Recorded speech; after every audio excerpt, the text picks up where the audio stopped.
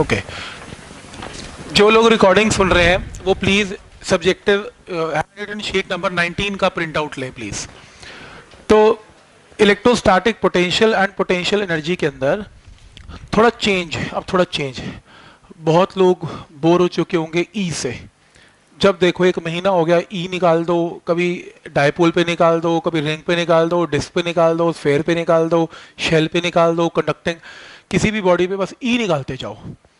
और निकालने के भी बहुत बहुत तरीके थे। हम ई स्टडी कर क्यों रहे हैं? हम इसलिए ई स्टडी कर रहे हैं ताकि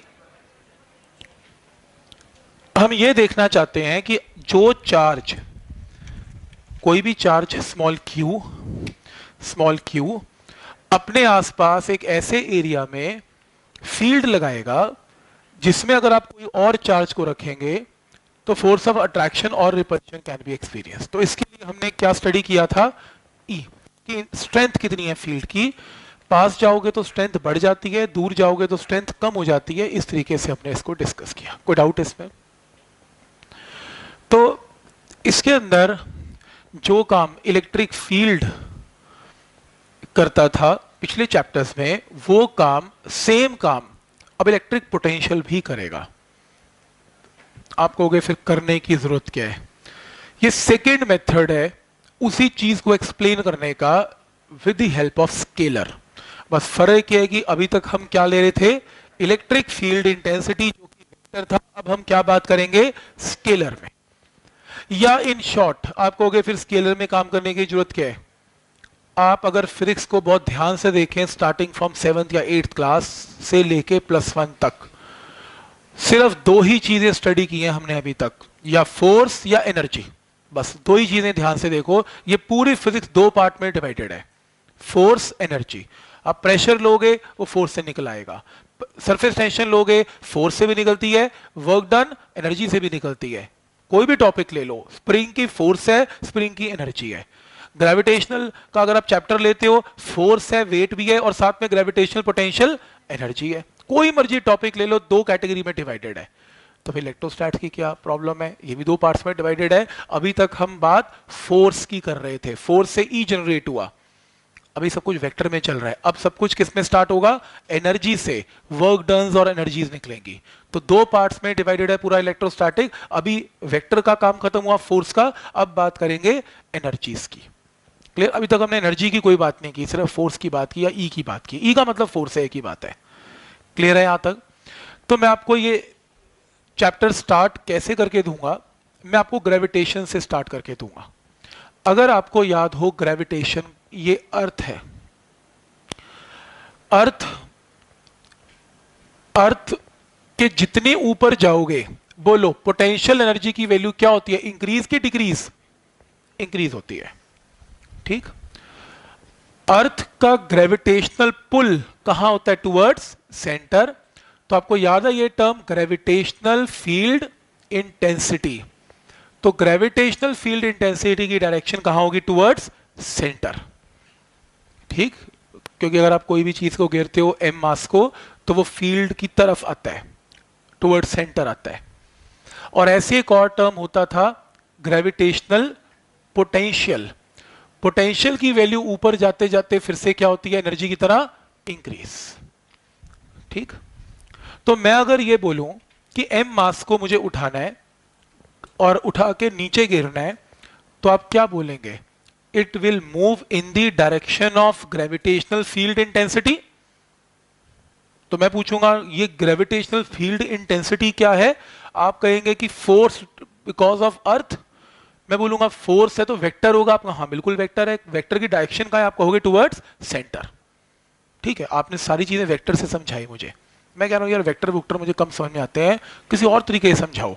आपने कहा चलो ऐसे करो, एक मास लो, यहां पर उसकी पोटेंशियल एनर्जी 10 जूल है, फिर 9 है, फिर ऐसे करते करते 8 है, फिर 7 है। तो बेसिकली आप पोटेंशियल एनर्जी को क्या कर रहे हैं? डिक्रीज। कि जब आप एक ऑब्जेक्ट को गिरते हैं, it will move from a higher potential energy point to a lower potential energy point. यही नेचर का लॉ है। बिल्कुल वैसे जैसे heat travel from a higher temperature body to lower temperature body, mass falls from higher potential energy point to lower potential energy point, और from a higher potential point to a lower potential point. Higher से lower potential की तरफ गिरता है। तो potential आपको क्या बता रहा है कि मास की गिरने की डायरेक्शन कहां होगी, from higher to lower potential. अब सेम चीज चार्ज के लिए कर लेते हैं। चार्ज की कहानी भी बिल्कुल सेम है। जैसे सपोज करो अभी तक मैंने आपको क्वेश्चन ये पूछे कि मान लो ये एक्सटर्नल इलेक्ट्रिक फील्ड है, तो किसी ने यहां पॉजिटिव किसी ने यहां नेगेटिव लगाया होगा। अगर एक पॉजिटिव चार्ज को यहां से रिलीज कर दिया जाए तो बोलो उसकी डायरेक्शन कहां होगी मूव करने की, आप बोलते हो towards right, in the direction of electric field. मैं पूछता हूं वो कैसे, आप कहोगे it will experience a force Q E in the direction of electric field. तो electric field is a vector, force is a vector, आप सब कुछ वेक्टर में समझा रहे हो मुझे। और मैंने पूछा नेगेटिव चार्ज, आप बोलोगे in the direction opposite to the applied electric field. ऐसे हमने पूरी सिचुएशन को स्टडी किया। अब मैं आपको ना तो ई देने वाला हूं ना आपको कुछ चार्ज देने वाला हूं, मैं देने वाला हूं आपको दो पॉइंट्स के पोटेंशियल। यहां कुछ पोटेंशियल है, यहां भी कुछ पोटेंशियल है। और सपोज ये एक हायर पोटेंशियल है, ये हायर पोटेंशियल है और ये लोअर पोटेंशियल है। ये पोटेंशियल क्या चीज है ये थोड़ी देर में समझा पाऊंगा, अभी समझा पाऊंगा। बस ये समझो कि कोई टर्म है पोटेंशियल और एक रूल है, नेचर का लॉ है अगेन। पॉजिटिव चार्ज मूव करता है from higher potential to a lower potential. तो जैसे मास मूव करता है from higher potential to lower potential, ऐसे ही पॉजिटिव चार्ज मूव करता है from higher potential to a lower potential. Negative charge move करता है from a lower potential to higher potential. ये नेचर का रूल है। अब ये पोटेंशियल लगाई किसने, ये कोई एक्सटर्नल चार्ज होगा जिसने पोटेंशियल लगाई। जैसे अर्थ है, पोटेंशियल अर्थ के किसने लगाए थे, अर्थ ने लगाए थे। गिर कौन रहा है, ये पेन गिर रहा है। तो पेन गिर रहा है फ्रॉम अर्थ का हायर पोटेंशियल टू अर्थ का लोअर पोटेंशियल। ऐसी आसपास कोई चार्ज है इसके, उन चार्जेस ने यहां पर पोटेंशियल लगाया और यहां पर कहीं ना कहीं हो सकता है ऐसा कुछ पोटेंशियल लगाया हो पॉजिटिव, और हो सकता है यहां पर नेगेटिव पोटेंशियल। तो पॉजिटिव पोटेंशियल हमेशा नेगेटिव पोटेंशियल से बड़ा होता है। जैसे ये प्लस 10 वोल्ट है, ये माइनस 5 वोल्ट है, तो प्लस की टर्म माइनस से हमेशा बड़ी मानी जाती है। तो इसलिए चार्ज मूव करेगा from a higher potential to a lower potential. Lower का मतलब ऑब्वियसली यहां पर कहीं माइनस आ रहा होगा, तो lower potential. And negative charge move from a lower potential to higher potential. पर ये पोटेंशियल निकलते कैसे हैं, ये चैप्टर आपको बताने वाला है। पर सबसे कमाल की बात ये है, पोटेंशियल्स के अंदर ना आपको चार्जेस ड्रॉ करने पड़ते हैं ना आपको वेक्टर ड्रॉ करने पड़ते हैं, बस ये स्केलर वैल्यूज गिवन होती हैं। ये 10 पोटेंशियल है, 2 पोटेंशियल है, बोलो चार्ज कहां मूव करेगा। बस कोई वेक्टर नहीं ड्रॉ करना, कुछ नहीं करना, सब स्केलर से हो जाएगा। तो कॉन्सेप्ट वही डिस्कस करने वाले हैं कि चार्ज की मूवमेंट कहां होगी, लेकिन अब फील्ड को छोड़ के अपना जो चैप्टर चेंज हो रहा है किसमें, पोटेंशियल में। अब ये पोटेंशियल होता क्या है ये फिर एंड में डिस्कस करेंगे। पहले मैंने ये स्टार्ट किया, इसकी प्लीज हेडिंग लिखना इलेक्ट्रोस्टैटिक पोटेंशियल। यहां लिख लो इलेक्ट्रोस्टैटिक पोटेंशियल, यहां पे इलेक्ट्रोस्टैटिक पोटेंशियल। तो electrostatic potential is a physical quantity which determines flow of charge from one body to another. तो एक बॉडी से दूसरी बॉडी के बीच में फ्लो ऑफ चार्ज कैसे होगा from higher to a lower potential, ये आपको पोटेंशियल बताएगा। और electric field around a charge, एक चार्ज के आसपास फील्ड्स हैं, इसको दो तरीके से समझाया जा सकता है। फील्ड का मतलब एक ऐसी जगह जहां पर ये चार्ज फोर्स ऑफ एक्सपीरियंस और रिपल्शन एक्सपीरियंस करेगा, और वो दो तरीके से समझाया जा सकता है, electric field and electric potential. एक वेक्टर के तरीके से और एक स्केलर के तरीके से। इस चैप्टर को हम स्टडी करेंगे। आपकी जो बुक्स हैं चैप्टर को ऐसे समझाती हैं, अगर आप कोई भी किताब खोलेंगे वो पहले समझाएंगी व्हाट इज इलेक्ट्रिक पोटेंशियल, फिर समझाएंगी what is electric potential difference, फिर समझाएंगी इलेक्ट्रोस्टैटिक पोटेंशियल एनर्जी।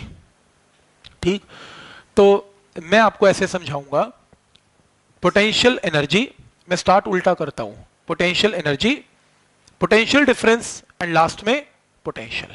और मैं बुक्स करती हैं पहले एक कॉन्सेप्ट, फिर दूसरा, फिर तीसरा। मैं चलाऊंगा पैरेलल 1 2 3, फिर इसमें ये करना है, इसमें ये करना है, इसमें ये करना है, पूरा चैप्टर इकट्ठा खत्म हो जाएगा और इजी टू अंडरस्टैंड रहेगा। मैं एक एक 2 दिन बाद नया नया टॉपिक लेके आऊंगा, आपको नया लगेगा। और जब आप इसको इकट्ठा अभी देखेंगे आपको कोई एफर्ट नहीं करना पड़ेगा, जितना टाइम बचा है उसमें तो मैं आपको 3 चीजें बता भी दूंगा अभी जाते हुए। ठीक, देखो तीनों चीजें कैसे करनी है। बस मोटी मोटी एक बात दिमाग में डाल लो, जिस भी चैप्टर में पोटेंशियल एनर्जी वर्ड आ जाए कि भी पोटेंशियल एनर्जी स्टोर हो गई, इसका मतलब आपने अमाउंट ऑफ वर्क डन किया होगा अगेंस्ट नेचर, बात खत्म। एक मास, एक पत्थर नहीं उठना चाहता यार जमीन से ऊपर की तरफ, आप कहते हो मैं उठा के छोड़ूंगा, इसका मतलब आपको अमाउंट ऑफ वर्क डन करना पड़ेगा। जो भी आप अमाउंट ऑफ वर्क डन करोगे वही उसकी एनर्जी हो जाएगी। एक स्प्रिंग नहीं खींचना चाहता, आप कहते हो मैं खींच के छोड़ूंगा, तो जब आप खींच रहे हो, वर्क डन कर रहे हो, वो स्टोर हो जाएगा उसके अंदर in the form of potential energy. Done. Suppose करो दो चार्जेस हैं, मान लो ये दो चार्जेस हैं, प्लस क्यू। यार ये कहते हैं मैं इकट्ठे नहीं बैठना चाहते, प्लस प्लस रिपेल करते हैं, मुझे नहीं बैठना है इसके साथ। मैं कह रहा हूं तुम्हें बैठना पड़ेगा। अब सोचो ये अपने घर बैठा है, ये अपने घर बैठा है, और मैंने इनसे बात की, मैंने कहा तुम इकट्ठे बैठोगे तो नहीं बैठेंगे। मैं कैसे नहीं बैठोगे, मैंने एक को यहां बिठाया, मैंने कहा तू रुक, मैं उसको लेके आया। अब मैं क्या कर रहा हूं, amount of work done, nature के अगेंस्ट काम कर रहा हूं, मुझे समझाना पड़ा, इन्हें वर्क डन करना पड़ा। मैं किसी भी तरीके से इसको यहां बिठा देता हूं, और अगर मैं इसको बिठाता हूं मुझे पकड़ के रखना पड़ेगा, क्योंकि मैं अमाउंट ऑफ वर्क डन कर रहा हूं। जैसे मैंने छोड़ दिया ये भाग जाएंगे। राइट, पॉइंट समझ में आया? यही इलेक्ट्रोस्टैटिक पोटेंशियल एनर्जी है। ध्यान से देखना, एक चार्ज Q1 पड़ा हुआ है पॉजिटिव, एक चार्ज Q2 बहुत दूर पड़ा हुआ था, इसके पास आना भी नहीं चाहता था, प्लस एंड प्लस। मैं चाहता हूं कि ये पास रखना है, मुझे कितना पास रखना है, r डिस्टेंस अपार्ट रखना है। अब ये खुद तो उठ के आएगा नहीं प्लस प्लस के सामने, तो मुझे क्या करना पड़ेगा, उठा के लाना पड़ेगा और अमाउंट ऑफ वर्क डन करना पड़ेगा। और सच दैट जितना भी मैं काम करूंगा, किसके अगेंस्ट काम करूंगा, ये चार्ज Q1 Q2 को क्या कर रहा है, लगातार रिपेल, और मैं जबरदस्ती उस रिपल्शन की अगेंस्ट क्या कर रहा हूं, वर्क डन, अपनी एक्सटर्नल फोर्स लगा के वर्क डन कर रहा हूं ताकि ये पास में। तो जितना भी मैंने काम किया इनको r डिस्टेंस अपार्ट करने में, वो अमाउंट ऑफ एनर्जी इनमें स्टोर हो जाएगी। तो एनर्जी की डेफिनेशन समझ में आ रही है कि एनर्जी, पोटेंशियल एनर्जी को कैसे डिफाइन करना है। तो शुरू में तो ये बहुत दूर बैठा था, इसके पास बिल्कुल भी नहीं था, मैं जबरदस्ती लेके आया। तो मैं जब इसके पास लेके आ रहा हूं तो मुझे क्या करना है, अमाउंट ऑफ वर्क डन निकालूंगा। अमाउंट ऑफ वर्क डन, इनको r डिस्टेंस सेट करने का जितना भी मेरा काम लगेगा वो स्टोर हो जाएगा in the form of energy in पूरे सिस्टम में।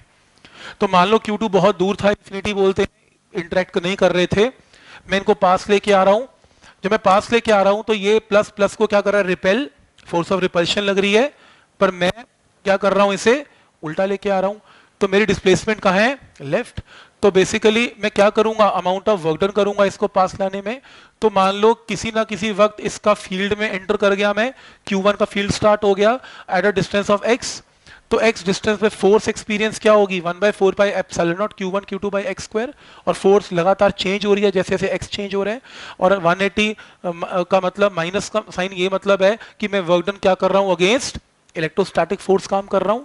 तो मेरे को काम क्या करना है, मेरे को बहुत दूर है ये दोनों चार्जेस, कितने दूर है, इन्फिनिटी, और इनको कितनी पास लेके आना है, r पे। तो मैं लिमिट लगाऊं इसके ऊपर, और मैं टोटल वर्क डन अगर निकालूं लिमिट लगा के, तो मैंने लिमिट लगाई 1/x स्क्वायर की इंटीग्रेशन x पर -1 बाय -1, माइनस माइनस हो गया प्लस, x की पावर -1 1/x होता है, एक बार अपर लिमिट एक बार लोअर लिमिट, 1/∞ 0। ये वर्क डन मैंने किया, ये जो मैंने वर्क डन किया ये स्टोर हो गया किसकी फॉर्म में, in the form of potential energy. और इस पोटेंशियल एनर्जी में दोनों चार्जेस अपना रोल प्ले कर रहे हैं, Q1 एंड Q2। जितने हाई अमाउंट ऑफ चार्ज होंगे उतनी ज्यादा रिपल्शन होगी, उतनी ज्यादा उनके बीच में एनर्जी होगी, उतना ही मुझे अमाउंट ऑफ वर्क डन ज्यादा करना पड़ा, क्योंकि हाई चार्जेस हैं तो अमाउंट ऑफ वर्क डन मुझे ज्यादा करना पड़ा। पॉइंट समझ में आ रहा है यहां तक? और जितना कम डिस्टेंस होगा समझो वर्क डन उतना ही ज्यादा। मैं पास लेके आ रहा हूं, वो आना नहीं चाहते, तो वर्क डन मैंने उतना ही ज्यादा किया, इनवर्सली प्रोपोर्शनल टू स्मॉलर। तो पोटेंशियल एनर्जी, दो चार्जेस का फॉर्मूला समझ में आ गया, 1/4 pi epsilon naught Q1 Q2 by r। कोई डाउट इसमें? क्लियर है यहां तक? तो ये potential energy of a system है। अब सपोज करो मैं सेम चीज को रिपीट कर रहा हूं, आप एक काम करना प्लीज, इसके ना पेज थोड़े से उल्टे लगे हुए हैं, पेज नंबर 1 के बाद 2, 2 के बाद 4 लग गया, तो नंबरिंग जरा ध्यान से करना। पेज नंबर 2 पे इलेक्ट्रिक पोटेंशियल की डेफिनेशन है, प्लीज चेक करना। पेज नंबर 2 पे इलेक्ट्रिक पोटेंशियल है, राइट? मिल गया ये डायग्राम? इलेक्ट्रिक पोटेंशियल और इलेक्ट्रोस्टैटिक पोटेंशियल एनर्जी में ज्यादा फर्क नहीं है। एनर्जी क्या थी, Q2 अमाउंट ऑफ चार्ज को उठाया इन्फिनिटी से, r डिस्टेंस पे रख दिया, amount of work done is energy. Clear हो गया? पोटेंशियल क्या चीज है फिर देखो, इलेक्ट्रोस्टैटिक पोटेंशियल में डायग्राम बिल्कुल सेम है। मैं एक बार फिर से Q2 अमाउंट ऑफ चार्ज को उठा के यहां पे रखने वाला हूं eight a distance of R। तो पेज नंबर इस पेज के बाद जो नेक्स्ट पेज है उसके नेक्स्ट पेज के साथ कंटिन्यू हो रहा है। ये उल्टा लग गया, मैंने बताया उल्टा ही आया होगा ना प्रिंट भी। तो ये पेज नंबर 3 पे आओ प्लीज, जरा देख के करना पेज नंबर 3। तो आप नोट करो, मैंने अमाउंट ऑफ वर्क डन निकाला Q2 अमाउंट ऑफ चार्ज को इंफिनिटी से कहां लाने के लिए, R। आप कहोगे तो बिल्कुल सेम है, पोटेंशियल एनर्जी का ही काम कर रहे हो। बिल्कुल वही कर रहा हूं। मैंने सॉल्व किया, एक बार फिर से क्या आ गई, पोटेंशियल एनर्जी। पोटेंशियल एनर्जी और पोटेंशियल में बस इतना सा डिफरेंस है। पोटेंशियल एनर्जी में आपने क्या निकाला, amount of work done. Amount of work done किस में आया, जूल में। और कितने अमाउंट ऑफ चार्ज को उठा के लेके आए थे, Q2। और पोटेंशियल का मतलब है कि यूनिट पॉजिटिव चार्ज को उठा के अगर लेके आए तो कितना अमाउंट ऑफ वर्क डन करना पड़ेगा, W डिवाइडेड बाय Q2। मतलब total amount of work done तो W है जो कि पोटेंशियल एनर्जी है, और total amount of work done में कितने चार्ज को लेके आ रहे हैं, Q2। अगर मैं ये कहूं कि मुझे Q2 को लेके नहीं आ रहा, मुझे तो यूनिट पॉजिटिव चार्ज को लेके आना है, तो उसके प्रोपोर्शन में कितना वर्क डन करना पड़ा, आप कहोगे W डिवाइडेड बाय Q2। तो ये तो वैसी बातें कर रहा है जैसे फोर्स हमने किया, फिर हमने E किया। E का मतलब क्या था, फोर्स पर यूनिट चार्ज। अब हमने की फोर्स की जगह एनर्जी, और अब ये कह रहे हैं एनर्जी पर यूनिट चार्ज, जिसको डिफाइन करेंगे एज अ पोटेंशियल। मतलब जो काम इसमें E करेगा वो काम इसमें अब V करेगा, एक ही तो बात है। मतलब इलेक्ट्रिक फील्ड का मतलब है फोर्स अपॉन चार्ज, और पोटेंशियल का मतलब है एनर्जी बाय चार्ज। तो जो काम उसमें फोर्स करेगा अब वो काम इसमें कौन करेगी, एनर्जी करेगी। बात तो एक ही है। तो इसीलिए आप नोट करो, हमने वर्क डन इसके इक्वल निकाला, ये तो एनर्जी है। मुझे क्या चाहिए, work done in carrying a charge from infinity इसके इक्वल है। और कितने चार्ज को लेके आया मैं अब, Q2। तो Q2 से अगर मैं इसे डिवाइड करूं वर्क डन, तो यूनिट्स क्या आएंगे, जूल पर कूलम। तो जिसका फॉर्मूला ये बनेगा। तो work done in carrying a charge of Q2 की रेशियो को क्या नाम दिया, पोटेंशियल। तो इलेक्ट्रोस्टैटिक पोटेंशियल का formula 1/4πε0 Q1 divided by R। Q2 को डिवाइड कर दिया वर्क डन से, तो ये जो बची हुई टर्म है उसको पोटेंशियल का नाम दिया। अब दो टॉपिक क्या करने हैं, वो तो सेम ही टॉपिक है, अब 3 बार थोड़ा ना करवाऊंगा, तो इकट्ठे करके ही फायदा है। पोटेंशियल एनर्जी समझ में आई, पोटेंशियल समझ में आया, कोई ज्यादा फर्क थोड़ी ना है। पोटेंशियल एनर्जी जूल में है और ये जूल पर कूलम है। जिस भी चार्ज को उठा के कैरी करके लेके आएंगे उसको इससे डिवाइड कर दो एनर्जी से, आपके पास पोटेंशियल आ जाएगा। ठीक। और लास्ट टर्म है इलेक्ट्रोस्टैटिक पोटेंशियल डिफरेंस। ये रहा electrostatic potential difference. Potential difference में कोई फर्क नहीं, फिर वही पोटेंशियल एनर्जी की डेफिनेशन। आपने amount of work done calculate करना है। एनर्जी में वर्क डन किसका निकाला था, इन्फिनिटी से R पे लेके आने का। इसके अंदर वर्क डन निकालेंगे कि चार्ज इन्फिनिटी पे नहीं है, A पॉइंट पे, फिक्स पॉइंट पे है, और कहां पे लेके आना है उसे, B पॉइंट पे। A पॉइंट का डिस्टेंस कितना है, RA या RA, और B पॉइंट का कितना है, RB। बिल्कुल सेम वर्क डन निकालना है, यहां तक बिल्कुल सेम, लिमिट चेंज है। पोटेंशियल एनर्जी की यूनिट लिमिट्स क्या लगी थी, इन्फिनिटी से R। इसमें क्या लगेगा, RA से RB। तो RA से RB का वर्क डन अगर हम निकालें तो इसकी इंटीग्रेशन आ जाएगी -1/x, माइनस माइनस प्लस, एक बार x की जगह RB, एक बार x की जगह RA। तो आपके पास ये वर्क डन आ गया। पर मेरे को वर्क डन नहीं निकालना, मेरे को तो पोटेंशियल डिफरेंस निकालना है। तो मैंने कितने चार्ज को उठा के लेके आया, Q2। तो अगर मैं Q2 अमाउंट ऑफ चार्ज को लेके आया और ये वर्क डन है, तो यूनिट पॉजिटिव चार्ज का वर्क डन क्या होगा, W डिवाइडेड बाय Q2। तो इस Q2 को अगर मैं नीचे ले आऊं इसके, तो work done per unit charge की वैल्यू ये इसके इक्वल आ जाएगी। और work done in carrying a charge from A point two B point को डिफाइन किया जाता है बाय पोटेंशियल डिफरेंस। छोटी क्लास में ये डेफिनेशन याद भी करते हैं, work done by charge is potential difference. But काम खत्म, सबसे बढ़िया दिन थे वो, टीचर ने जो बोला बट ठीक हो गया यार, ज्यादा देख लिया तो टेंशन होगी। पॉइंट समझ में आया। मैं इसको ना नेक्स्ट टाइम एक बार फिर से करवाऊंगा, अभी नहीं तो ओवर हो जाएगा। फिर से शुरू करेंगे इसे, एक बार रिवाइज करेंगे पहले।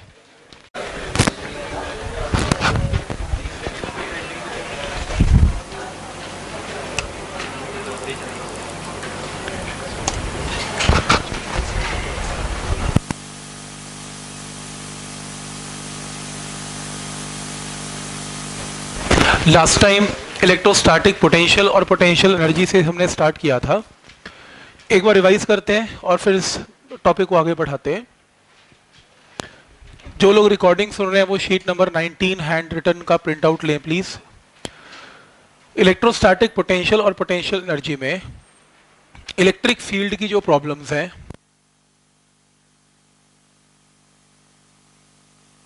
तो इलेक्ट्रिक फील्ड की जो प्रॉब्लम है या एक चार्ज के आसपास इलेक्ट्रिक फील्ड है, इसको समझाया जा सकता है दो तरीके से।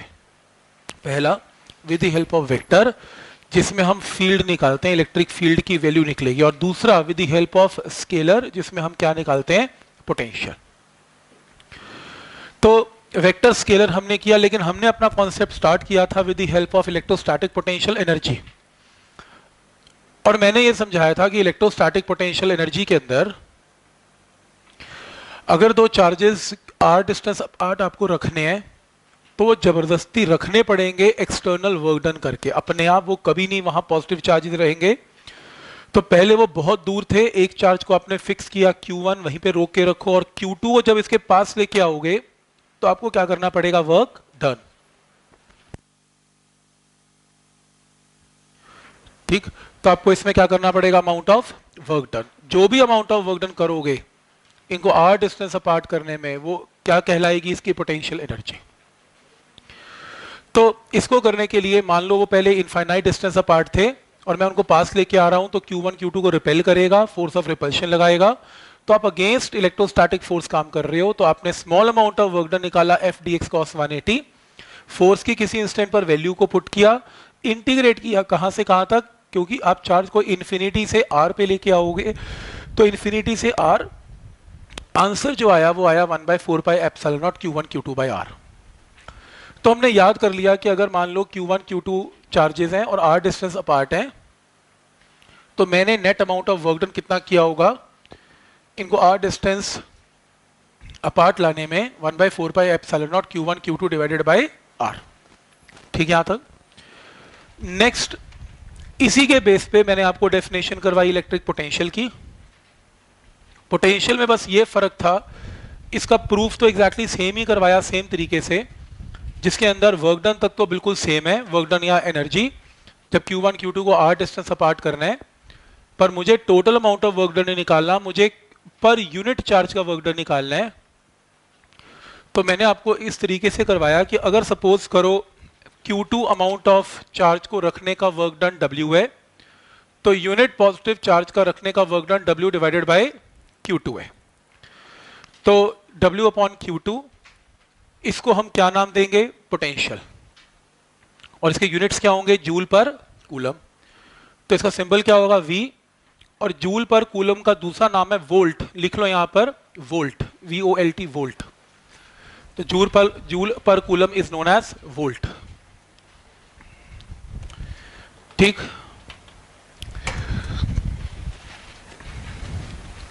अब नेक्स्ट है, तो मैंने आपको अभी तक ये सिखाया कि अगर आपको Q1 चार्ज की वजह से R डिस्टेंस पे पोटेंशियल निकालना है, तो आप ये भूल जाओ कि यहां पर कितना चार्ज है, या तो भूल जाओ या इमेजिन करो कि किसी ने यूनिट पॉजिटिव चार्ज को रखा होगा और उसका वर्क डन निकाला होगा, तो आंसर क्या आएगा, 1/4 pi epsilon naught Q1 divided by R। Potential निकालना आ गया। और लास्ट था इसमें जो हमने किया वो था पोटेंशियल का डिफरेंस। पोटेंशियल के डिफरेंस के अंदर हमने ये किया कि इन्फिनिटी से R पे लाने की बजाय RA से लेके RB तक एक चार्ज को उठा के ले आए और Q2 चार्ज को ले आए। सब कुछ सेम, इंटीग्रेशन में लिमिट चेंज हो गई, इन्फिनिटी से R की जगह RA से RB कर दिया। जब इंटीग्रेट किया तो वर्क डन की ये वैल्यू आ गई। ये work done Q2 amount of charge को उठा के रखने का है, पर पोटेंशियल डिफरेंस का मतलब होता है वर्क डन बाय चार्ज।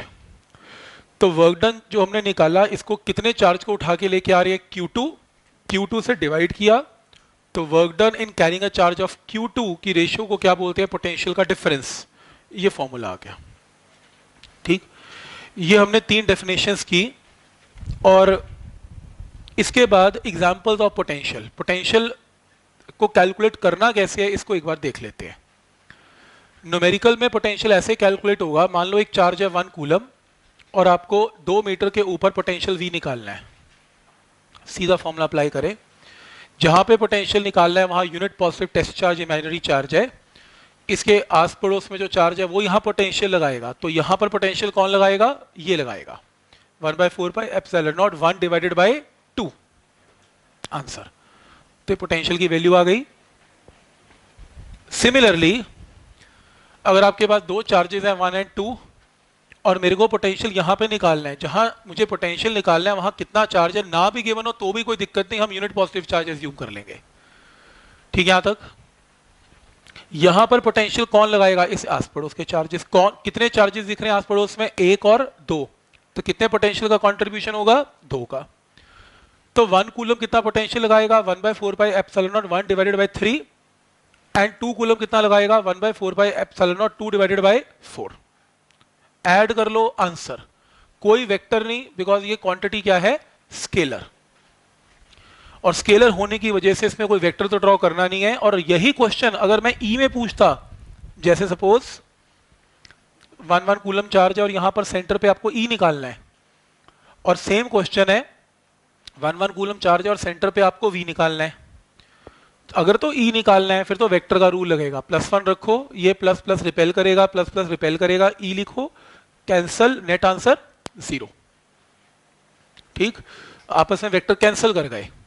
लेकिन अगर इसी क्वेश्चन में v निकालना है तो कोई वेक्टर ड्रॉ नहीं करना, इसका कंट्रीब्यूशन 1/4πε0 1/1 और इसका कंट्रीब्यूशन 1/4πε0 q/r से 1/1, आंसर ऐड कर दो, डन। पॉइंट समझ में आया यहां तक। v निकालना ज्यादा आसान है क्योंकि वो वेक्टर और ये सब काम बीच में कुछ नहीं यूज करना, इट्स अ स्केलर, और स्केलर के अंदर बेसिकली क्या होगा, चीजें ऐड ही होती हैं। एक चीज और याद रखना, जब भी क्वेश्चन पोटेंशियल का आएगा, जैसे मान लो ये -1 कूलम चार्ज है और ये +1 कूलम चार्ज है, बनाना है बना लो, और मुझे यहाँ पर v निकालना है at a distance of 2 metre and 2 metre, तो चाहो तो साइड पे केस बना लेना, मैंने बनाया नहीं इसमें। जब आप v का फॉर्मूला इसकी वजह से निकालेंगे 1/4πε0 -1/2 एंड 1/4πε0 1 डिवाइडेड बाई 2। अब क्योंकि मैंने आपको आज तक ये बताया कि चार्ज का मैग्नीट्यूड नहीं लेना, किन में नहीं लेना, जिनमें फोर्स और ई के क्वेश्चंस है। क्यों, क्योंकि माइनस साइन अट्रैक्शन रिपल्शन में वेक्टर में हम एडजस्ट कर लेते थे, इसमें लेना है क्योंकि इसमें वेक्टर तो बनना नहीं, माइनस साइन को छोड़ा नहीं जा सकता अब, क्योंकि वेक्टर तो बनेगा नहीं, तो आपको फॉर्मूले के अंदर माइनस साइन को कंसिडर करना है। तो वी में और एनर्जी के चैप्टर में या फॉर्मूलाज में अगर साइन नेगेटिव है तो नेगेटिव पुट करना है, अगर पॉजिटिव है तो पॉजिटिव पुट करना है। एफ और ई के कॉन्सेप्ट में जरूरत नहीं है, वो मैग्नीट्यूड के साथ काम चलता है। तो इसलिए नेट आंसर क्या आएगा इसका, 0। क्लियर यहां तक। नेक्स्ट, इसी के अंदर इन एग्जांपल्स के बाद निकालो, यहां पर v निकालना है शीट के अंदर ही, v की वैल्यू क्या होगी यहां पर, ये आपको निकालना है।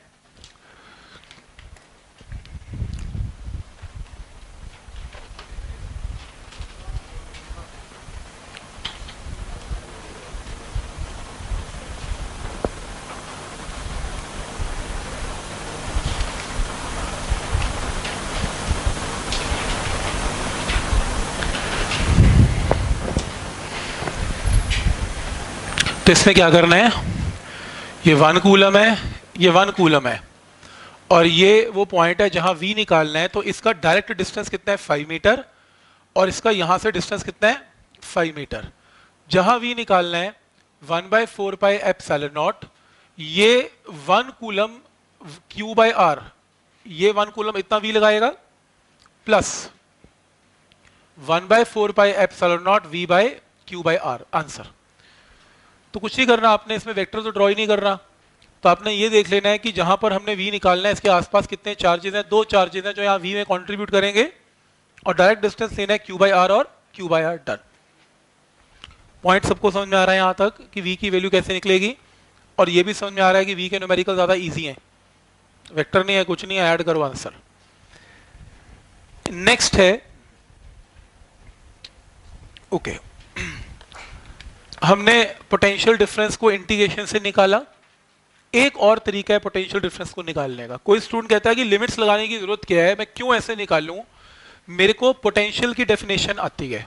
मैंने पूछा कैसे, तो बोला मान लो ये Q1 चार्ज है, Q1 चार्ज इतने RB डिस्टेंस पे पोटेंशियल कितना लगाएगा, तो Q1 का पोटेंशियल यहां पर क्या होगा, बी पॉइंट पर 1/4πε0 Q1 बाय RB, और Q1 चार्ज RA डिस्टेंस पे भी पोटेंशियल लगाएगा, कितना लगाएगा, 1/4πε0 Q1 डिवाइडेड बाय RA। तो दो पोटेंशियल लग गया VB एंड VA। तो स्टूडेंट कहता है कि मैं पोटेंशियल डिफरेंस कैसे निकालूंगा, दो पॉइंट के पोटेंशियल आगे इनका डिफरेंस ले लो, वही पोटेंशियल डिफरेंस है। तो मैंने कहा कैसे, कह रहे बड़े में से छोटा माइनस कर दो। मैंने कहा वो कैसे, बड़ा कौन, कह रहे जिसका जो पास पॉइंट है वो बड़ा पोटेंशियल लगेगा वहां पे, क्योंकि उसका डिस्टेंस छोटा है। पास वाले पॉइंट पे पोटेंशियल हाई होगा, दूर जाते जाओगे पोटेंशियल कम होगा। तो बड़े में से छोटे को माइनस करेंगे, आंसर आ जाएगा डन। तो मैंने कहा ये क्या बात बनी, वगैरह देखो चेक करो ऊपर जाके, जब आपने इंटीग्रेशन किया था पोटेंशियल डिफरेंस में आपने ये वैल्यू निकाली थी, आपका आंसर एग्जैक्टली इंटीग्रेशन से क्या आया था, एक ही बात है। तो आई होप कि लास्ट वाला मेथड सबको पसंद आएगा कि इंटीग्रेशन करने की जरूरत नहीं है, ऑब्वियसली आप सीधा ही माइनस करोगे तो भी आपके पास पोटेंशियल डिफरेंस आ जाएगा, बट आपको मालूम होना चाहिए कि क्या डिफरेंस है इन सब में। तो ये स्टेप सबको क्लियर है, ये पॉइंट सबको क्लियर है, ठीक। नेक्स्ट शीट नंबर 19 के बाद 20 नहीं है इसमें, 21। जो लोग रिकॉर्डिंग सुन रहे हैं वो please handwritten sheet number 21 का प्रिंट आउट ले please. Electrostatic potential and potential energy के कुछ और कॉन्सेप्ट्स हैं। अब मैं क्या करने जा रहा हूं, मैं आपको फिर से समझाने जा रहा हूं what is potential energy, what is potential and what is potential difference, लेकिन बाय मेथड नंबर 2। और मैंने ब्रैकेट में लिखा भी दिस मेथड इज ऑप्शनल, मर्जी है। स्पेशली जो लोग HC वर्मा पढ़ते हैं वो इस तरीके से एक्सप्लेन करता है। जो NCERT पढ़ते हैं वो हम कर चुके हैं, तो NCERT से हमने सीखा। अब हम HC वर्मा का की जो बुक है उसके अंदर क्या लिखा हुआ है, और वो बहुत बढ़िया तरीके से लिखा हुआ है। दोनों ही अपने अपने सही मेथड लगा रहे हैं, और ये कॉम्पिटिटिव पॉइंट ऑफ व्यू से इंपॉर्टेंट भी है, क्योंकि कल को उसने ऑब्जेक्टिव पूछ लिया what is work done by external force या what is work done by electrostatic force, आप कंफ्यूज हो जाओगे। आपको लगेगा कि शायद दोनों फोर्सेस एक ही काम करती हैं, लेकिन कुछ अंतर होता है, मैं आपको बताता हूं कैसे। तो पहले वो अपने सिस्टम को डिफाइन करता है एनर्जी बताने से पहले। वो क्या कि मान लो WE का मतलब है work done by external force, मतलब दो चार्जेस पड़े हुए हैं, उन दो और दोनों पॉजिटिव है। मैंने उनको यहां पे रखा, एक को फिक्स किया, एक को यहां पे छोड़ दिया। अब क्या होगा, ये अपने आप ही मूव करता हुआ इन्फिनिटी पे चला जाएगा। तो बोलो मैंने कितना वर्क डन किया, मैंने तो कुछ भी नहीं किया, मैं तो देख रहा हूं कि चार्ज को छोड़ा और मैं बैठ गया, चार्ज अपने आप ही दूर दूर दूर जाता जा रहा है। तो work is done by electrostatic force. अब किसी ने कहा सर इस चार्ज के पास उस चार्ज को रखो, पास लेके आओ। अब पास लाने में मुझे क्या करना पड़ेगा, work done against electrostatic force. तो अब मुझे वर्क डन एक्सटर्नल करना पड़ेगा ताकि वो मैं नेचर के अगेंस्ट काम कर सकूं और बहुत दूर पड़े हुए चार्ज को पास लेके आऊं। तो इस केस में work is done by external force. Clear. Magnitude में दोनों वैल्यूज एग्जैक्टली सेम होती है, पर साइन माइनस लगाते हैं ये बताने के लिए कि अगर मेरा वर्क डन पॉजिटिव है तो इलेक्ट्रोस्टैटिक का नेगेटिव है, या उल्टा बोलो इलेक्ट्रोस्टैटिक का नेगेटिव है तो मेरा पॉजिटिव है, कि मेरे को नेगेटिव वर्क डन का मतलब ये समझा जाएगा, एक्सटर्नल जो वर्क डन नेगेटिव का मतलब कि अगेंस्ट इलेक्ट्रोस्टैटिक काम हो रहा है। ठीक। तो बुक में ये लिखा हुआ है, किसी भी किताब में लिखा होगा कि अगर दो वर्क डन हैं, दोनों को डिफाइन किया, WE का मतलब work done by external, WEL का मतलब वर्क डन बाय इलेक्ट्रोस्टैटिक, और net amount of work done दोनों का हमेशा क्या रहेगा, जीरो, या उल्टा बोल लो कि एक पॉजिटिव होगा तो दूसरा उसका नेगेटिव होगा। तो पहले ये पॉइंट समझ में आया कि वर्क डन का मैग्नीट्यूड दोनों केस में एग्जैक्टली क्या होता है, सेम होता है। बट इस केस में हम क्या करते हैं, ये इलेक्ट्रोस्टैटिक है और ये ये एक्सटर्नल है, ये इलेक्ट्रोस्टैटिक है, तो माइनस का फर्क इनमें रहेगा। ठीक। अब वो डिफाइन करता है कि पोटेंशियल एनर्जी बोलते किसे हैं। पोटेंशियल एनर्जी किसे बोलेंगे कि मैं जब एक चार्ज को अगेंस्ट नेचर काम करके लेके आ रहा हूं, यानी कि वर्क डन बाय एक्सटर्नल को बोलेंगे, या फिर मैं इन चार्ज को छोड़ देता हूं, वर्क डन बाय इलेक्ट्रोस्टैटिक होता है, उसको बोलेंगे। तो वो डिफाइन करता है कि पोटेंशियल एनर्जी होती है कि जब आप अगेंस्ट नेचर काम कर रहे हो और आपने क्या किया, वर्क डन अगेंस्ट नेचर, तो एक्सटर्नल वर्क डन किया। जो भी आपने एक्सटर्नल वर्क डन किया होगा ना, वही आपकी पोटेंशियल एनर्जी मानी जाएगी। क्लियर? लेकिन आपको यह भी पता है कि ये टर्म किसके इक्वल है, minus work done by electrostatic, ये डेफिनेशन। तो यानी कि पोटेंशियल एनर्जी को डिफाइन करने के दो तरीके हैं। अगर तो आप एक्सटर्नल की फॉर्म में करते हो तो पोटेंशियल एनर्जी आपका एक्सटर्नल वर्क डन ही पोटेंशियल एनर्जी के बाद खत्म। और अगर आप क्या करते हो, अगर आप इलेक्ट्रोस्टैटिक की फॉर्म में करते हो, आपको साइन क्या लगाना पड़ेगा, माइनस।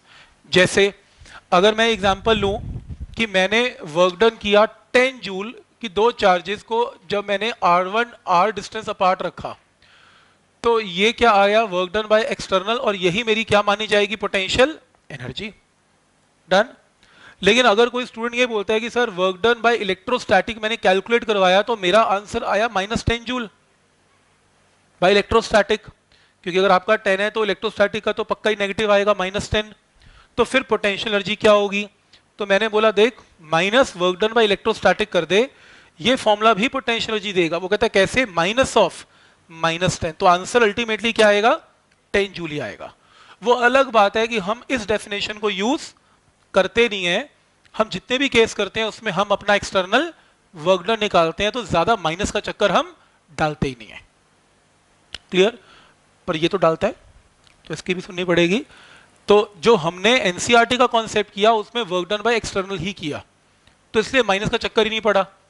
पर अगर कोई स्टूडेंट उल्टा काम करता है और वो एक्सटर्नल वर्क डन की बजाय इलेक्ट्रोस्टैटिक वर्क डन निकालता है और वो डिफाइन करना चाहता है what is potential energy of a system, तो जो भी उसका आंसर आएगा उसको आगे साइन क्या लगाना पड़ेगा, माइनस, तो पोटेंशियल एनर्जी आ जाएगी।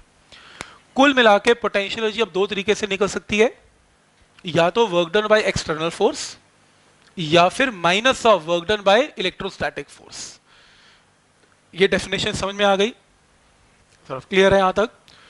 इन डेफिनेशंस को भूलना नहीं, क्योंकि अब मैं इसको यूज करने वाला हूं। तो वो एग्जांपल के साथ समझाते हैं आगे। मान लो इनिशियल सेपरेशन दो चार्जेस के बीच में कितनी है, r1, और फाइनल सेपरेशन कितनी है, r2। यानी कि पहले ये केस था, इनिशियल सेपरेशन r1 है और फाइनल सेपरेशन r2। और ये जरूरी नहीं कि ये डायग्राम में r2 हमेशा ही बड़ा हो, मैंने माना है उल्टा भी हो सकता है कि इनिशियल सेपरेशन r1 है, फाइनल सेपरेशन r2, और मेरे को लगता है उल्टा ही होगा क्योंकि मैं वर्क डन निकाल रहा हूं, पर जैसे भी हो सकता है वो मर्जी है, कोई फर्क नहीं पड़ता उसमें। क्लियर है यहां तक? तो दो यहां से शुरू करें। ये बुक क्या करती है, ये वर्क डन बाय एक्सटर्नल नहीं निकालती, ये वर्क डन बाय इलेक्ट्रोस्टैटिक निकालती है, क्योंकि ये मानती है कि इलेक्ट्रोस्टैटिक का वर्क डन निकालना ज्यादा आसान है। वो क्यों? वो कहती है देखो मान लो आपने Q2 चार्ज को यहां से छोड़ दिया, इसको पकड़ के छोड़ दिया, तो कहता है मेरे को तो काम ही नहीं करना पड़ा, क्योंकि चार्ज, इस चार्ज ने इसको क्या किया, रिपेल किया, फोर्स ऑफ रिपल्शन लगाई, और फोर्स ऑफ रिपल्शन से सेपरेशन r1 से क्या होने वाली है, r2 होने वाली है। तो मान लो रास्ते में सेपरेशन अभी कितनी हुई है, x, यहां लिखो x। मान लो अभी सेपरेशन कितनी हो चुकी है, अभी x, और सेपरेशन होनी कितनी है, r1 से r2। तो उस केस में ये देखो यहां पे किसी भी इंस्टेंट भी x हो चुका है, x हो चुका, r1 था ना, r2 होने वाला है, अभी रास्ते में कितना हुआ, x, कुछ भी आर्बिट्ररी x। तो small amount of work done जो इसने इसको रिपेल करने में लगाया इज f dx, फोर्स भी इधर लगा रही है, और ये फोर्स कौन लगा रहा है, इलेक्ट्रोस्टैटिक, हम तो कुछ नहीं कर रहे। डिस्प्लेसमेंट भी कौन प्रोड्यूस करवा रहा है, इलेक्ट्रोस्टैटिक, हम तो कुछ नहीं कर रहे। तो वर्क डन भी कौन करेगा, बोलो, इलेक्ट्रोस्टैटिक। इंपॉर्टेंट, ये W एक्सटर्नल नहीं निकल रहा, ये वर्क डन बाय इलेक्ट्रोस्टैटिक है। स्टेप समझ में आया? f dx, f की वैल्यू x डिस्टेंस पे इसके इक्वल होगी, टोटल वर्क डन निकालना है मुझे जब सेपरेशन r1 से r2 हो जाए, तो total work done 0, work done by electrostatic, और लिमिट्स क्या लगेंगी, r1 से r2, क्योंकि इनिशियल सेपरेशन r1 से r2 चाहिए मुझे।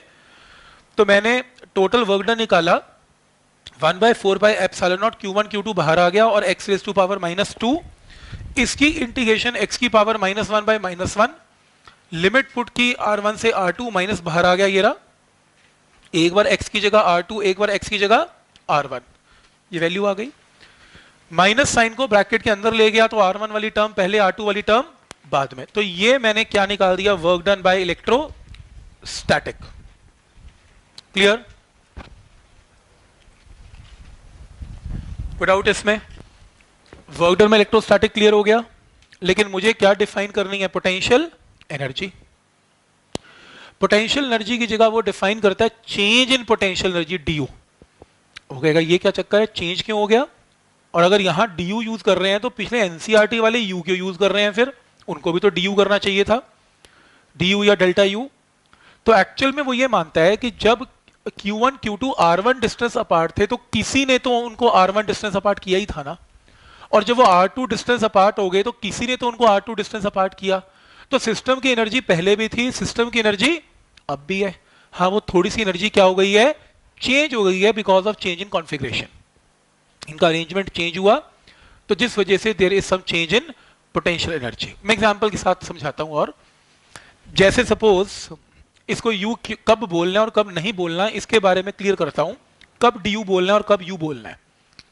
ग्रेविटेशन में अगर आपको याद हो, एक पत्थर पड़ा हुआ है अर्थ की सरफेस के ऊपर, और सपोज आप उसको h डिस्टेंस ऊपर ले जाते हो, तो यहां पर पोटेंशियल एनर्जी बोलो क्या होगी initial, minus G M M divided by R. हम ये कभी नहीं कहते थे कि यहां पर एनर्जी जीरो होती है, और फिर यहां पर एनर्जी क्या हो जाती है final, minus G M M divided by R plus H.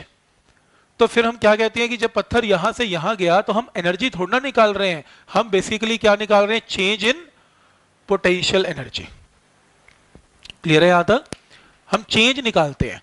तो जब भी दो चार्जेस अपनी कॉन्फ़िगरेशन चेंज करते हैं R1 से R2, तो ऐसा नहीं है कि उनकी एनर्जी होती नहीं है, उनकी इनिशियल एनर्जी होगी UI और फिर फाइनल एनर्जी होगी UF, और चेंज क्या हो जाएगा, जो हमने अमाउंट ऑफ वर्क डन किया या इलेक्ट्रोस्टैटिक ने वर्क डन किया वही उसका चेंज इन पोटेंशियल एनर्जी माना जाएगा।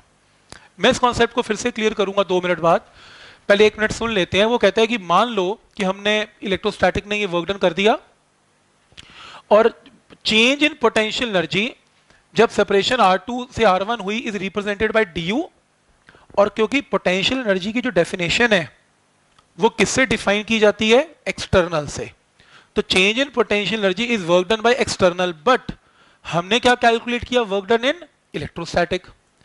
तो एक्सटर्नल का मतलब चेंज इन एनर्जी होती है, बट हमें यह भी पता है कि change in energy work done by external है, लेकिन this is also equal to minus work done by electrostatic. तो अगर मुझे change in potential energy due निकालना है तो मैं एक्सटर्नल की डेफिनेशन की बजाय क्या यूज कर लूंगा, माइनस वर्क डन इन इलेक्ट्रोस्टैटिक। और वर्क डन इन इलेक्ट्रोस्टैटिक तो मैं निकाल चुका हूं, पूरी की पूरी वैल्यू को विद माइनस साइन लगा दिया, माइनस अंदर चला गया, तो आपके पास चेंज इन पोटेंशियल एनर्जी आ गई 1/4 pi epsilon naught Q1 Q2 1/R2 minus 1/R1। मतलब ये फॉर्मूला कहां काम आएगा, ये फॉर्मूला वहां काम आएगा कि अगर आपके पास इनिशियल सेपरेशन Q1 Q2 में R1 है, तो जैसे सपोज करो अगर आपके पास initial separation Q1 and Q2 में R1 है, तो बोलो इनिशियल एनर्जी क्या बनेगी, 1/4 pi epsilon naught Q1 Q2 divided by R1। फिर मैंने कहा कि Q1 Q2 में सेपरेशन कितनी है, R2 है, तो फाइनल एनर्जी क्या बनेगी, 1/4 pi epsilon naught Q1 Q2 bye R2। और क्योंकि यहां से कॉन्फ़िगरेशन यहां चेंज हो गई तो चेंज इन एनर्जी क्या आएगी, फाइनल एंड इनिशियल का subtraction 1/4 pi epsilon naught Q1 into Q2 1/R2 minus 1/R1, exactly यही आएगी। तो मतलब ये नहीं है कि पहले एनर्जी नहीं थी, वो उसकी सिस्टम की एनर्जी थी, R2 डिस्टेंस पे नई एनर्जी आ गई, पर हमने क्या किया, एक एनर्जी को, एक कॉन्फ़िगरेशन को दूसरी कॉन्फ़िगरेशन में चेंज किया, तो हमने चेंज इन पोटेंशियल एनर्जी निकाली जो हमारा external amount of work done माना जाएगा। क्लियर है यहां तक? अब आप ये सोचेंगे कि ठीक है चेंज इन पोटेंशियल जो समझ में आ गया, तो फिर पुरानी एनसीईआरटी की डेफिनेशन क्या थी, वो यू की, वो मैं अभी एक्सप्लेन करता हूं। अब इमेजिन करो हमने जो एनसीईआरटी में ज्यूम किया था कि इनिशियली सेपरेशन Q1 Q2 में क्या ली जाती थी, इनफाइनाइट, कि पहले वो चार्जेस बहुत दूर थे और फाइनल सेपरेशन क्या लिया जाता था, आर। तो अब सेम डेफिनेशन यूज कर रहे हैं, हमने अभी डेफिनेशन बनाई डी की, डी का मतलब क्या, फाइनल एंड इनिशियल का डिफरेंस जो कि इसके इक्वल आया। और हमें पता है कि R1 क्या था, इंफिनिटी। अब नए केस में कि अगर दो चार्जेस इनफाइनाइट डिस्टेंस अपार्ट है तो उस केस में ये क्या हो जाएगा, इंफिनिटी, तो 1/इंफिनिटी क्या हो जाएगा, 0, राइट। यानी कि जब चार्जेस इनफाइनाइट डिस्टेंस अपार्ट हैं तो कोई एनर्जी उनके बीच में एग्जिस्ट नहीं करेगी, कोई वर्क डन नहीं करना पड़ेगा, because they are infinite distance apart. तो वर्क डन करने का सवाल ही पैदा नहीं होता। और जब उनको r डिस्टेंस पे लेके आए, R2 की जगह r, तो इनिशियल एनर्जी यानी कि क्या ली जाएगी, 0। तो एनर्जी सिस्टम की क्या आ जाएगी, 1/4πε0 Q1 Q2/r। वो एक्चुअल में क्या हुआ कि हमने u इसलिए लिखा अपने पुरानी एनसीईआरटी में, du क्यों नहीं लिखा, क्योंकि हम हमेशा चार्ज को कहां से लेके आते हैं, फ्रॉम इंफिनिटी। तो इनिशियल एनर्जी हमेशा क्या मानी जाती है, 0। तो इसलिए चेंज की जगह हम u लिख लेते हैं। पर अगर वो इंफिनिटी से ना लेके आए, इस क्वेश्चन की तरह R1 से R2 पे लेके जाए, फिर इनिशियल एनर्जी 0 नहीं मानी जाएगी, फिर आपको ये वाला फॉर्मूला लगा के एनर्जी का चेंज निकालना पड़ेगा। फिर उस केस में u नहीं आएगा, उस केस में du आएगा। पॉइंट समझ में आ रहा है क्या डिफरेंस है, क्लियर यहां तक।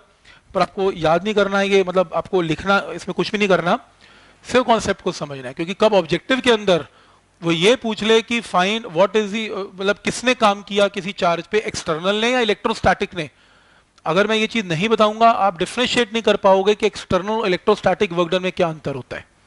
बोलो, एग्जाम में नहीं करना। एक्चुअली एग्जाम में क्या करना है मैं बता देता हूं, जो मैं न्यूमेरिकल लिख के लाया हूं इसके, बस उस पर ध्यान देना है आपने। मेंस और नीट पे एनर्जी और पोटेंशियल के ऊपर गारंटेड न्यूमेरिकल आएंगे, और इस शीट में से जो आज मैं करवाऊंगा या अगली बार जो करवाऊंगा उसमें से पक्का आएगा। और ऑब्वियसली एनसीईआरटी के अंदर तो आएगा ही आएगा। और तो नीट वालों ने देख भी लिया पेपर कैसा आया, एनसीईआरटी और सिर्फ एनसीईआरटी बेस्ड। एनसीईआरटी का मतलब बिल्कुल भी नहीं कि वो नीली किताब, बेसिक कॉन्सेप्ट। एनसीईआरटी का मतलब होता है बहुत छोटी चीजें पूछी गई हैं, और शायद कुछ ज्यादा ही छोटी पूछ ली है इस बार, तो बहुत छोटी। मतलब अगर एक स्टूडेंट कुछ ना करे ना, और एक एसएल लोड़ा की बुक 2 साल में तो कर ही सकता है। मैं हमेशा ये बोलता हूँ, मेंस को भी बोलता हूँ, नीट को भी बोलता हूँ, बहुत बेसिक किताब, उसके बेसिक बेसिक न्यूमेरिकल अच्छे से कर ले, वो तब भी क्लियर हो जाएगा आज की डेट में, ठीक। बहुत भारी भरकम किताबें तो शायद करने का आजकल वो है ही नहीं, बहुत बेसिक और छोटी चीज पूछ रहे हैं। जैसे मैं आपको एग्जांपल दे रहा हूँ, ये सारी चीजें छोटी ही हैं, इसके ऊपर कोई हमने इंटीग्रेशन डिफरेंशिएशन लगा के बड़ी बड़ी चीजें नहीं निकाली। अब बहुत छोटी छोटी बात डिस्कस कर रहे हैं कि इलेक्ट्रोस्टैटिक और एक्सटर्नल वर्क डन में क्या डिफरेंस है। बस ऐसी ऐसी चीजों के ऊपर क्वेश्चन आने हैं, बेसिक्स के ऊपर, ठीक। ये टोटल जो चेंज है, ये जो आया, ये एक्सटर्नल वर्क डन की वजह से आया, ठीक। तो पॉइंट क्लियर है यहां तक। अब जैसे मैंने न्यूमेरिकल करके दिखाया, देखो ऐसे ये करना है, वो तो चलो ऑप्शनल मैंने लिख ही दिया था। ऑप्शनल का मतलब कि चलो आप अगर वो बुक नहीं भी पढ़ते एचसी, तो ये तो नहीं कि सिलेक्ट नहीं हो पाओगे, ठीक है। आप एनसीईआरटी पढ़ रहे हो, वो भी कॉन्सेप्ट ठीक ही तो बता रहे हैं। बट द पॉइंट इज कि मेरे को थोड़ा ऐसा होता है कि जब क्वेश्चन सॉल्व किए जाते हैं तो कभी कभी ऐसे टेढ़े क्वेश्चन आ सकते हैं, तो पता होना चाहिए कि क्या करने की कोशिश कर रहा है।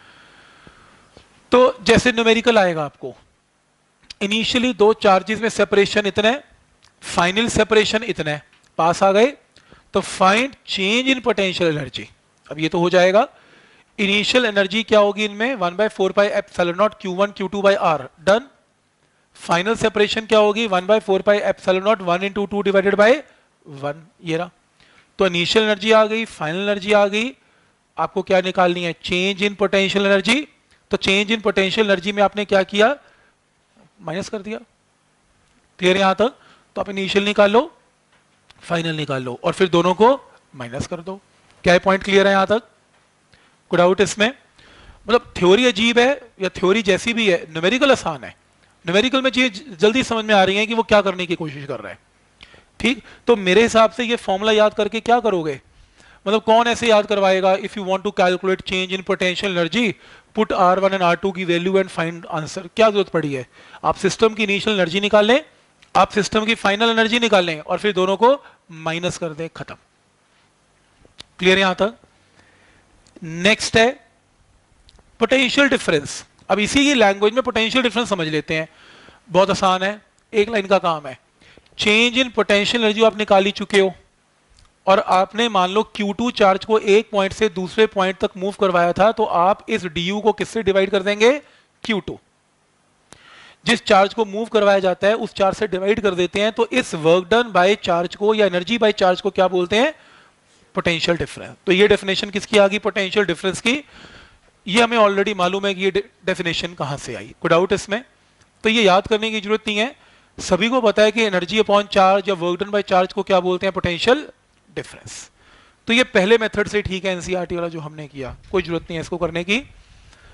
पोटेंशियल, पोटेंशियल में चेंज इन पोटेंशियल एनर्जी हमने निकाल ली।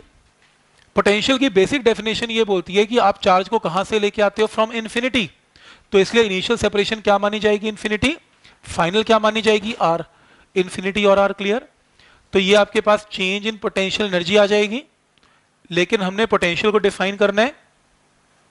ये वर्क डन किसका आया? Q2 अमाउंट ऑफ चार्ज को इन्फिनिटी से आर पे रखने का वर्क डन आया।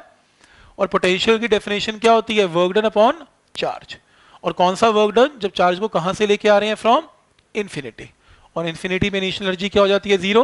तो कुछ नहीं करना, इस du को Q2 से डिवाइड कर दो, जो बचा हुआ आंसर है वो क्या हो जाएगा? पोटेंशियल। पर मेरे को लगता है ये इस तरीके से याद करने की जरूरत ही नहीं है, आपको बेसिक कॉन्सेप्ट अगर आता है और आपको अगर फॉर्मूला आता है पोटेंशियल का, मोर देन सफिशिएंट है। तो ये पूरा जितना भी काम किया ये टोटली ऑप्शनल है, आपको जितना भी समझ में आया वो सब ठीक माना जाएगा।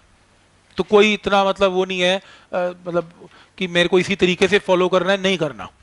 जो चीजें मैंने आपको दिखाई आज के लेक्चर के न्यूमेरिकल्स के अंदर मैंने यूज भी की हैं, और स्पेशली आपको न्यूमेरिकल में यूज करनी आनी चाहिए। ये इंटीग्रेशंस कोई दिक्कत नहीं चाहिए मुझे। मैं आपको भी दिखाऊंगा लेक्चर को कैसे आगे चलाऊंगा, लेकिन उससे पहले आपको एक और रिलेशन करना पड़ेगा, उसके बाद फिर न्यूमेरिकल पोर्शन है। Relation between electrostatic potential energy U and electrostatic potential V। Energy U और पोटेंशियल V का आपस में क्या लेना देना है, इसको एक बार देखते हैं। सबसे पहली चीज, U और V का कॉन्सेप्ट अगर आपको डिस्कस करना है तो सबसे पहले ये बताओ कि अगर कोई चार्ज Q1 यहां पर पड़ा हुआ है, R डिस्टेंस पे वो V कितना लगाएगा? आप बोलेंगे 1/4 pi epsilon naught Q1 divided by R। कोई डाउट इसमें? सही है, यही होगा ना, 1/4 pi epsilon naught Q1 by R। ठीक। अगर मैं ये कहूं कि ये बताओ कि Q1 Q2 चार्ज है, R डिस्टेंस अपार्ट है, R लिख लो इसके ऊपर, R डिस्टेंस अपार्ट है, तो सिस्टम की एनर्जी क्या होगी? मैंने रिपीट कर रहा हूं, सिस्टम की एनर्जी क्या होगी? कई लोग सोचते हैं इस पॉइंट की एनर्जी क्या होगी ना, एनर्जी कभी पॉइंट की नहीं निकलती, इलेक्ट्रोस्टैटिक एनर्जी सिस्टम की निकलती है। सिस्टम में दो चार्जेस हैं Q1 एंड Q2, दोनों की वजह से। तो कितनी एनर्जी होगी बोलो? 1/4 pi epsilon naught Q1 Q2 by R। कोई डाउट इसमें?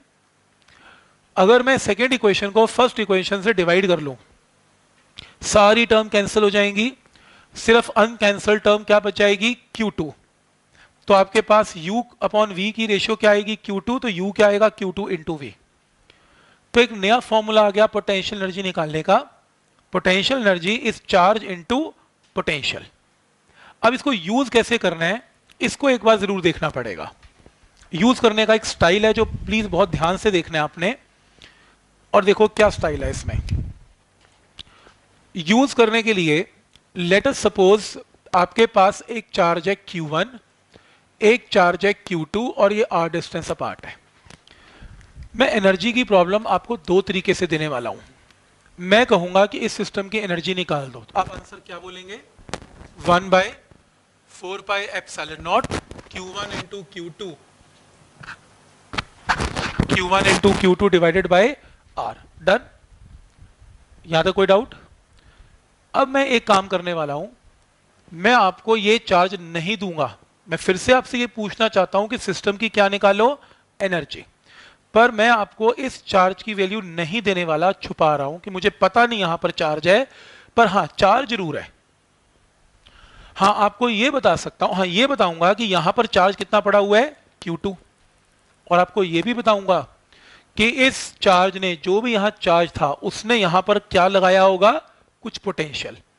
तो ये V पोटेंशियल इस चार्ज का नहीं है। ये V पोटेंशियल किस चार्ज का है? इस चार्ज का, जो मैं आपको दिखा नहीं रहा।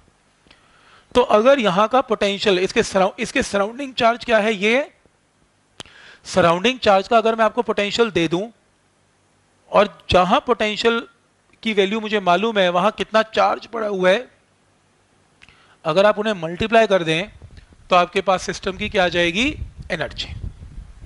कोई बोला वो कैसे? मैंने कहा इस तरीके से, क्योंकि अगर ये चार्ज तेरे को दिया जाता तो ये बता कि तू यहां पोटेंशियल क्या लगाता, 1/4πε0 Q1 डिवाइडेड बाई R, यही पोटेंशियल लगता। तो आप इस पोटेंशियल को, जो यहां पोटेंशियल लगता सेम Q1 की वजह से, यहां पर पुट करके देखो 1/4πε0 Q1 डिवाइडेड बाई R, तो आपके पास आंसर एग्जैक्टली सिस्टम की एनर्जी का ही आएगा। बस फर्क यह है कि आपको ये Q1 देने की बजाय Q1 का पूरा पोटेंशियल ही दे देगा। फिर आपको फॉर्मूला लगाने की क्या जरूरत है, आप पोटेंशियल को 4 से मल्टीप्लाई करके सिस्टम की क्या निकाल लेंगे, एनर्जी। ये स्टेप क्लियर है? कोई डाउट इसमें? तो फॉर एग्जांपल ये मैंने यहां पे लिख के दिया हुआ है, यहां का चार्ज मुझे पता नहीं, पर हां यहां का पोटेंशियल पता है मुझे, और ये पोटेंशियल की value is due to charge Q1, और Q1 मुझे पता नहीं, और यहां का चार्ज क्या है, Q2। तो अगर मैं इस चार्ज को इसके पड़े हुए पोटेंशियल से मल्टीप्लाई कर दूं तो सिस्टम की एनर्जी कैन बी कैलकुलेटेड, और ये आप केमिस्ट्री में काफी बार करते भी हैं। जैसे क्वेश्चन है, electron is given a potential of 10 volt, ऐसी लैंग्वेज केमिस्ट्री वाले यूज करते हैं। एक इलेक्ट्रॉन को 10 वोल्ट पोटेंशियल दे दिया, तो इलेक्ट्रॉन जब पोटेंशियल, अब देखो ना, एक इलेक्ट्रॉन पड़ा हुआ है और वह सराउंडिंग चार्ज ने कुछ पोटेंशियल डेवलप किया होगा, वो चार्ज नहीं दे रहा है, उस चार्ज की वजह से क्या दे रहा है, पोटेंशियल। तो अगर मैं ये पूछूं कि इलेक्ट्रॉन को एनर्जी कितनी मिली, तो चार्ज ऑफ इलेक्ट्रॉन जो भी है Q, इसको कितना पोटेंशियल मिला, 10 वोल्ट, चार्ज इनटू पोटेंशियल क्या मिली इसे, एनर्जी। चार्ज कितना E, पोटेंशियल कितना 10 वोल्ट, तो कितनी एनर्जी मिली, 10 इलेक्ट्रॉन वोल्ट। आप केमिस्ट्री में टर्म यूज करते हो, इलेक्ट्रॉन वोल्ट एनर्जी के यूनिट्स होते हैं। कैसे आए एनर्जी के यूनिट, समझ में आ रहा है, charge into potential is energy. ठीक, अब लिंक बन रहा है केमिस्ट्री के साथ भी।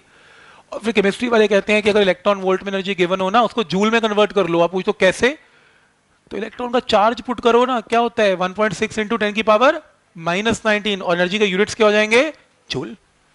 ऐसे करते हैं ना केमिस्ट्री में, वो याद किया हुआ, आप समझ में आ रहा है कैसे, इलेक्ट्रॉन वोल्ट में इलेक्ट्रॉन का चार्ज पुट करेंगे तो जूल। तो क्वेश्चन ये पूछा जा रहा है कि अगर इस इलेक्ट्रॉन को 10 वोल्ट में रखा जाए तो एनर्जी मिली इलेक्ट्रॉन को, इलेक्ट्रॉन की वेलोसिटी बताओ क्या होगी।